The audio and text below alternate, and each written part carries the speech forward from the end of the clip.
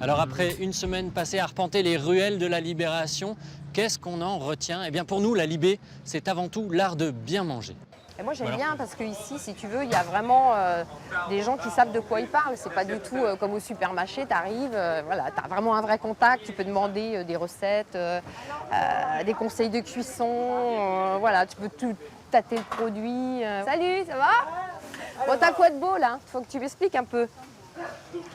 J'avais envie de faire du maquereau aujourd'hui. Remarque, un calamar frais, c'est pas mal aussi.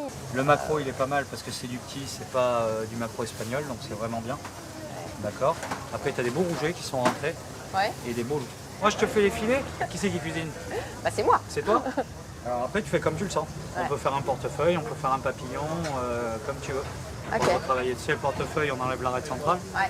Au milieu, papillon, je te le mets à plat comme ça. C'est à toi de voir ce que tu vas faire après. Voilà. Papillon. Papillon. Parti. Allez, Ok. ça Tu me marche. prépares ça pour tout à l'heure? Ouais, qu'est-ce que tu veux? Ah bah, allez, hein. Là, celui-là, mais moi celui-là, là, c'est bon. Allez, ça marche. Allez, Ça ok. marche, je te fais ça tout à l'heure. Merci. Allez. On y va? Ok.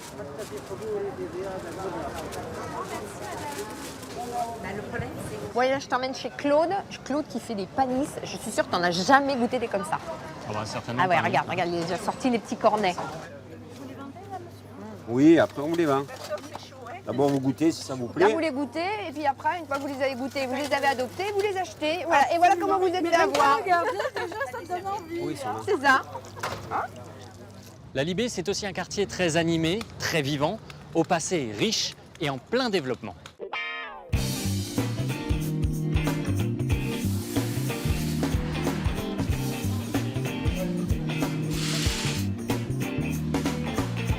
Alors vous, ça fait combien de temps que vous êtes installé ici? Ça fait 90 ans, depuis 1928. Pas vous C'est en personne c'est quand même. familial. Oui. Mon père, il est mort il y a 50 ans et j'ai pris la suite. Et maintenant, c'est mon fils. On peut dire que vous êtes un peu une légende du quartier. Vous. Ben, je ne suis pas une légende, mais je suis né là. Ma mère me donnait le biberon. Alors le quartier, il a beaucoup changé. Ah ouais, puis c'est magnifique ce qu'ils ont fait là. C'est un beau quartier. Ça fait plaisir de voir cette évolution qu'il y a eu. Alors ici, vous avez donc cet immeuble qui est en fait à la fois un immeuble de logement, mais un immeuble également en rez-de-chaussée avec une crèche. Et cette crèche va donner sur le jardin. Donc aujourd'hui, dans le prolongement du jardin, c'est aussi la possibilité d'avoir réhabilité, requalifié ce jardin en l'agrandissant. Pourquoi on a pu l'agrandir?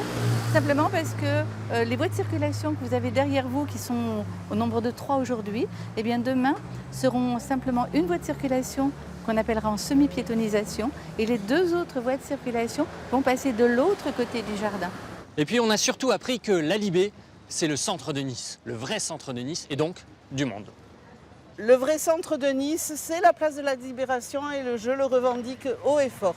Pourquoi? Prenez une carte, un plan de la ville, vous mettez un compas sur la place de la Libération, vous l'écartez au maximum et vous tracez votre rond et vous verrez que ça englobera la place Masséna, ça englobera Saint-Roch, ça englobera le Ray. Donc le centre Et de le Nice. centre de Nice, c'est la place de la Libération. Et c'est d'autant plus le centre névralgique de la ville Oui, pendant très longtemps oui.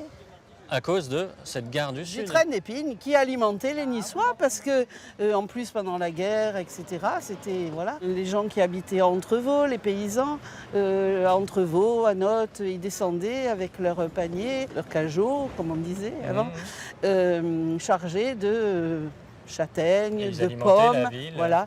Des pêches d'Entrevaux et ils alimentaient la ville, oui, oui. Et même Et- en gibier apparemment. Et même en gibier, oui, puisque mon papa, qui n'avait pas de voiture et qui habitait Passage Gasto, le fief de ma maman, là, à 2 pas de l'école Fiancoda, lui, il partait à la chasse avec le train d'épines.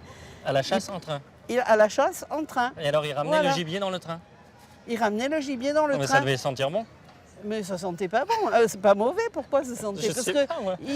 c'était des petits oiseaux, hein, c'était pas des sangliers. Ah, hein, non. d'accord. Les sangliers, maintenant, je les ai sur mon terrain, à la corniche des Oliviers.